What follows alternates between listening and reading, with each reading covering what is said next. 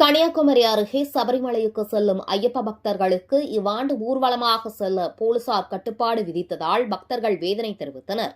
கன்னியாகுமரி மாவட்டம் களியக்காவிளை அருகே மேக்கோடு பகுதியில் உள்ள பனச்சக்குழி பத்ரகாளி அம்மன் கோவிலில் இருந்து 50 ஆண்டுகளுக்கும் மேலாக சபரிமலைக்கு செல்லும் ஐயப்ப பக்தர்களை இவ்வாண்டு களியக்காவிளை போலீசார் ஐயப்ப பக்தர்கள் செல்லும் வாகனங்களை பறிமுதல் செய்து காவல் நிலையத்திற்கு எடுத்துச் சென்று பல்வேறு கட்டுப்பாடுகள் விதித்து பல மணி நேரம் அலைக்கழித்ததோடு ஊர்வலம் செல்லும் போது ஒலிபெருக்கி பயன்படுத்தவும் மேளதாளங்களுக்கு விலக்களித்தும் பாரம்பரிய வழிபாடு முறைக்கு முட்டுக்கட்டையாக இருந்தது ஐயப்ப பக்தர்களுக்கு மிகுந்த வேதனையை ஏற்படுத்தியுள்ளது.